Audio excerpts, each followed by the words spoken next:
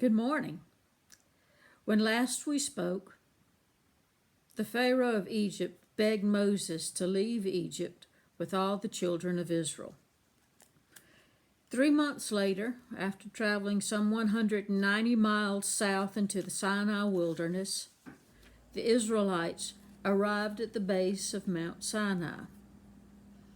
While they were setting up camp, Moses went up onto the mountain and met with God. God told Moses a message to deliver to his people, and we can read it in Exodus chapter 19. It goes like this: "You have seen what I did to the Egyptians, and how I bore you on eagle's wings, and brought you to myself. Now, therefore, if you obey my voice and keep my covenant, you shall be my treasured possession of all the peoples.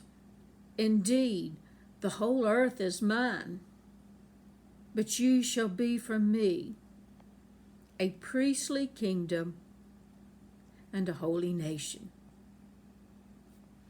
The phrase that catches my attention is where God says, "You shall be my treasured possession." What a promise for us to be God's treasured possession. Out of everything in this world, He wants to treasure us, His children. In this day and age of social distancing and isolation, I find that phrase to be comforting. But what does God require of us? What must we do to be God's treasured possession? You know, there's got to be a catch somewhere. Something. Exodus 20 to 24 describes a 6-day period of time when it is said God's glory covered the top of Mount Sinai. During this time, Moses went up the mountain, and when he came back down, he was carrying the 10 Commandments and the other laws which made up the legal code of Israel. It is said that those 10 Commandments were etched in stone by the finger of God Himself. And there's your catch. The 10 Commandments. Because the commandments are filled with the phrases, "thou shalt," and "thou shalt not." And we don't like being told what we can and cannot do. So let me issue you a challenge.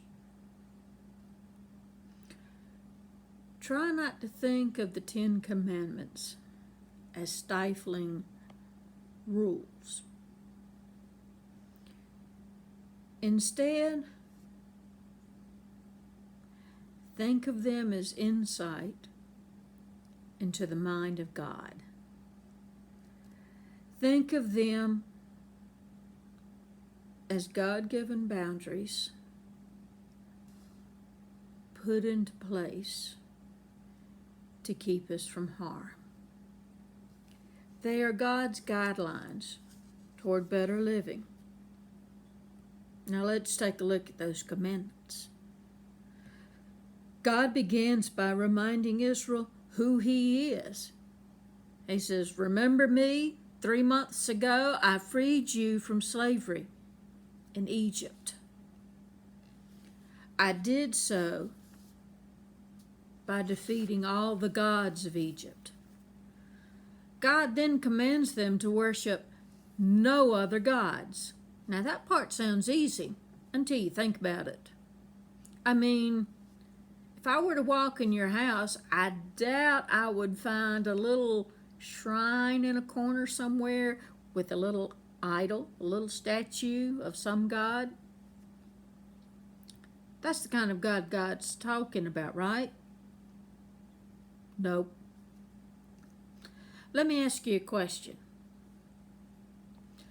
What drives you? What's of greatest importance in your life? What consumes your time?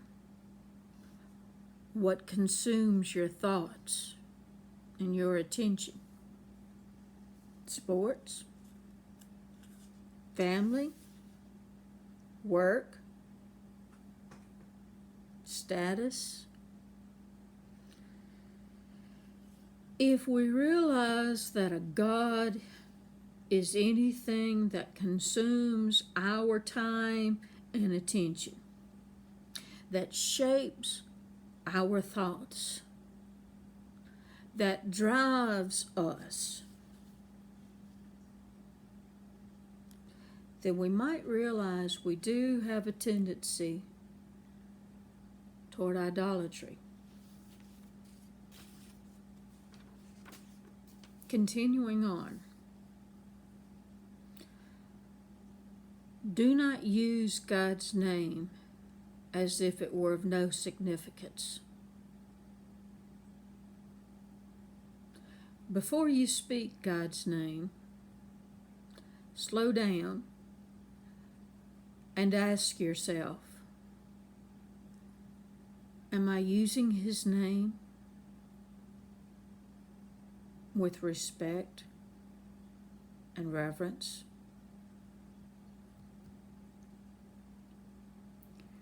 Remember the Sabbath.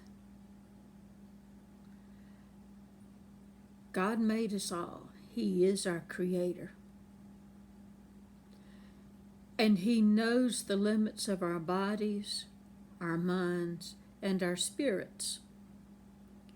We need rest and renewal and a relationship with God if we're going to operate at our best level. We need to be intentional and deliberate in making time for rest, renewal, and in spending time with God. These next commandments deal with how we treat each other. Honor your parents. Treat them in such a way that they know beyond a shadow of a doubt that in your eyes they are valuable and of great worth. Do not kill. Life belongs to God. It is sacred and it is not ours to take. Do not commit adultery. Marriage should reflect the love of God's covenant relationship with us. Do not steal. Most of us are not inclined to break into somebody else's home and take things that don't belong to us, but there are other ways to steal, like cheating on our taxes,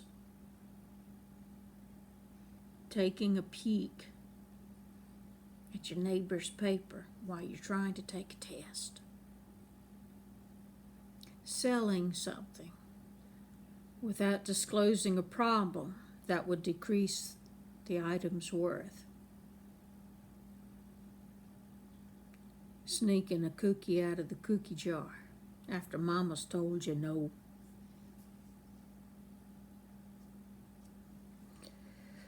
Do not bear false witness against your neighbor.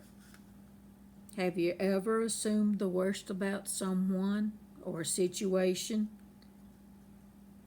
and then shared your assumptions?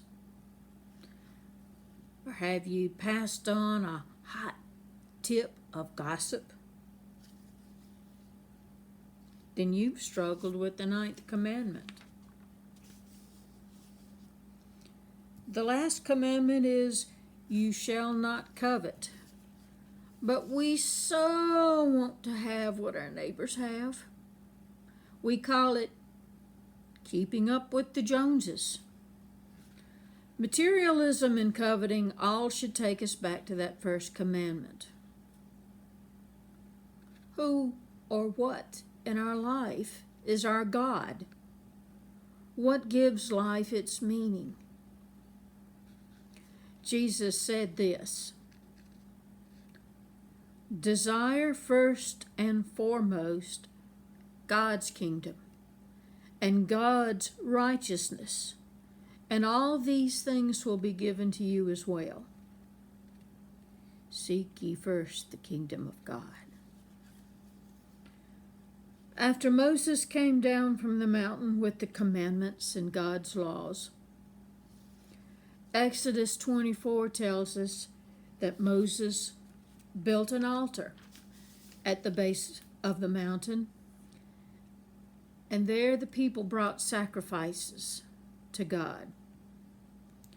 Moses took the blood from the sacrifices and sprinkled half of it on the altar and the other half on the people.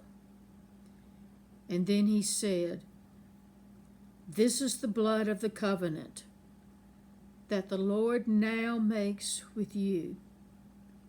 That sound familiar? Go to Matthew 26. During the Last Supper,